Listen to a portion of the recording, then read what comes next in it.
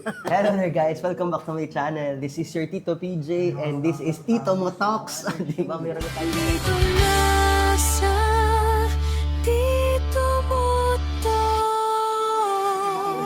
Dito sa Milano, ang pagkakaalam ko, may dumating dito, kauna-una, 1973. Wow, grabe. 73. Dito. Akala ko madam pioneer na kayo, yung pala meron pang 73. Meron pa. Oh, paano ka ba nakapag-Milano? Tapos ang contract ko ng 2 taon. Nakiusap pang gusto ko na, ang bala ko noon, pupunta ako ng Amerika o Canada.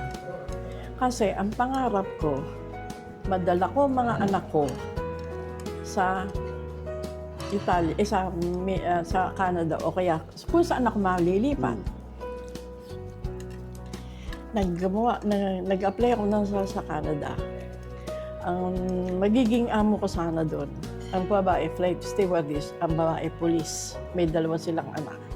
Kaso, denied akong visa ko.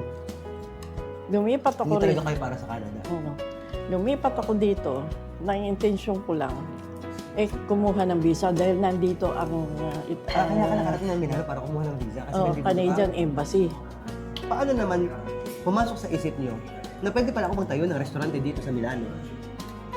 Yung Kasi, gusto ko malaman. nagtitinda na ako, 14 hours ako nagtatrabaho. Aha. Impresa, Enel, at saka bahay. Aha. 14 hours yung kung pagsasama mo. Listeso tempo, sumisingit pa ako ng pagluluto.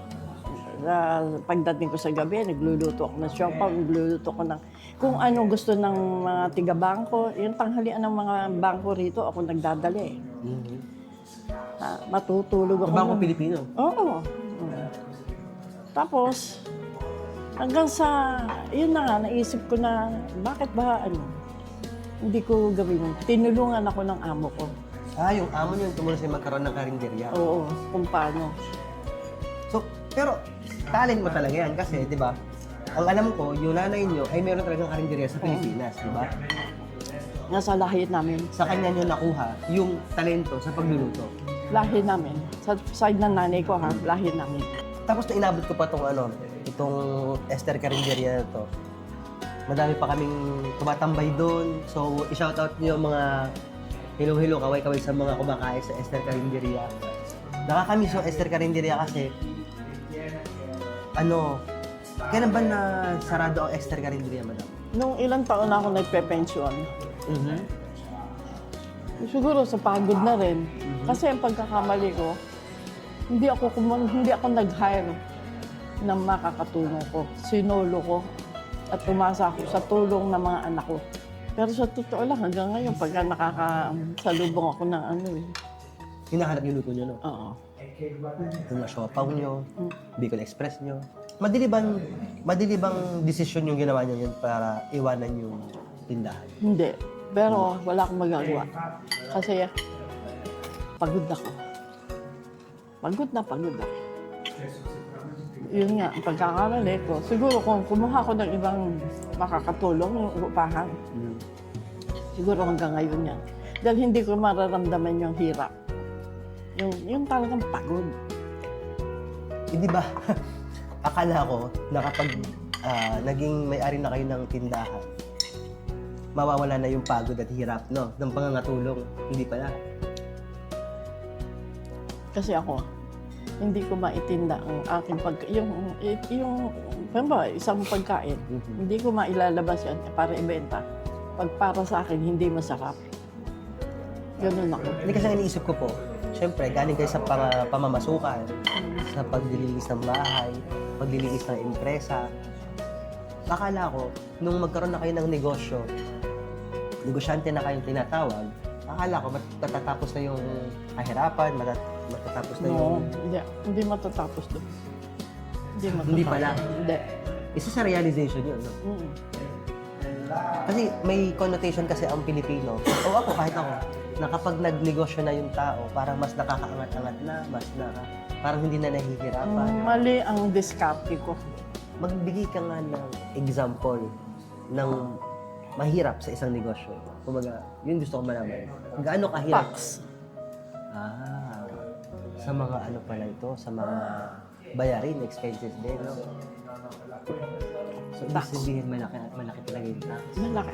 Pag hindi mo, mababaon ka sa gobyerno. Hindi. Ano yung mga mahihirap Kasi na kasi kung gusto mong maging legal ang business mo, Mhm. tatagain ka lang sa tax niya. Kung gusto mong maging legal, yung maaring merong sinasabing kumita o yumaman, hindi lahat ita sa legal. Sa tax pala malaki na. So, isa din yun sa mga reason kung bakit nyo naisara na lang. Parang mas maganda na lang na isara kaysa naman sa... Pero 15 years din eh. 14 o 15 years ko rin Wala inalaman. rin na 15 years. No? Inabot ko nga kasi talaga yun. Nakatulong pa nga ako sa iyo nung pumupunta pa tayo ng... Kailan ba tayo pumunta ng ano? Parang Independence Day na meron din kayong stall, ganyan. Dahil No? tinatawag ako na pag may affair, Noong unang panahon dito. tinatawag ako ng isa ako sa unang-unang tinatawagan ng embassy na ng konsulato na mag-install. Para, di ba? Sa install, yung Independence Day, meron niya na bumenta ko ng halo-halo lang. Halo-halo lang. Halo-halo lang, 200 baso na ubos ko. Wow. Sa isang araw. Yung buong maghapong Hapon. affair na yun. Si Unyo, buti na, hirap na yun kahit yung di kuryente Siya, niya. Oo. siya katulong nyo. Shout out kay Kuya Junior. Laki ng ano nun. Tsaka, noon, kinukumbisi ako ng konsulato, di ba doon sa dati, sa luma. Meron ilalim yun. Doon daw ako maglagay ng... Kinukumbisa ka para Doon ako makapagtayo ka doon. No, sa loob. Bakit hindi nyo ginawa? Hindi ko ginawa. At isa pang pahihirapan ka, kontrol. Lagi na may control. Kontrol ng asla. Ako, awa naman ng Diyos. Isang beses ako na ng asla. Yung may sumakit ang tiyan nung nag-cater ako. Pero inimbestigahan ako na asla. Wala silang makita sa akin. Walang makitang kung ano man yung maano doon sa loob ng Nagkataon tindahan. lang sumakit. May nagreklamo kasi. Talagang na-hospital. Sa ospital.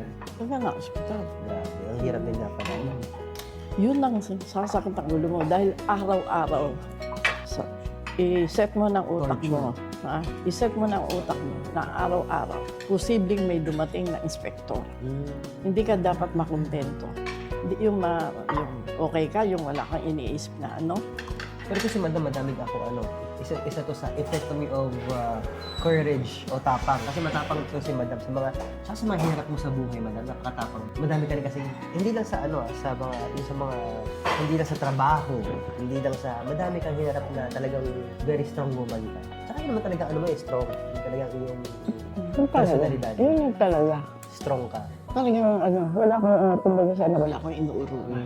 Ang galing nyo nga eh. Isa nga kayo doon sa kakilala ko na strong talaga. Bagsak na ako. Talagang hindi, sabi ko. Lalaban tayo. Pero, yun nga, anong masasabi ko sa mga... Kasi, syempre, madami naman din talagang tao na nakarating ng Italia. At saka sa ngayon, sobrang dami na rin tayo mga Pilipino dito sa Italia. Pero meron pa rin dyan na mga Pilipino na nangangarap na one day makarating sila dito. Anong maipapayo mo dun sa nanonood sa atin na ngayon nag-iisip siya, pupunta ba ako ng Italia? Kung masipag ka, pumunta ka, tumuloy ka. Pero kung iniisip mo, lalo kung may kamag-anak ka rito, na ikaw, ibebibisa na mag-anak o mga kapatid mo, huwag ka na amados. Diyan ka na lang. Pag ikaw itatamad-tamad, dito, kahit sa bansa, mag-abroad ka. Pag ikaw tamad, huwag ka na mag-abroad. Magiging kawawa ka, magiging barbon ka. Maging pulubin, kumbaga. Dahil mahirap ang buhay dito. Kaya dapat kagaya mong matao. Dahil naman masipag ka, huwag ka matakot sa pagod.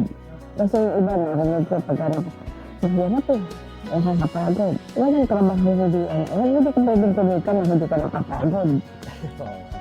Kahit na mag-pekta ka. Katinood mo na. Maraming salamat sa pagpapaunlak sa akin sa isang magabagbag damdamin. Hindi naman. Tawa kami ng tawa sa interview. Hindi, masaya lang yung interview natin. Ano daw mapapayo ko doon sa gusto pumunta rito? Ang sagot ko, pag tamad ka, huwag ka nang pumunta rito. Ayun nga, maraming salamat madam at sa pagpapaunlak niyo sa akin. Yung ano na lang, sino gusto niyo batiin niyo yung mga gusto niyo batiin madam. Taing ng pampa. Uy, grabe kayo. Hanggang dito si Pampam talaga pinapagalitan nyo. Shout out kay Pampam. But thank you very much for watching. This is Sir Tito PJ at ang kakwentuhan natin ngayon is si Madam E. Sa susunod nating kwentuhan, marami pong mga ganito. Kaya stay tuned po. Ciao! Tito mo,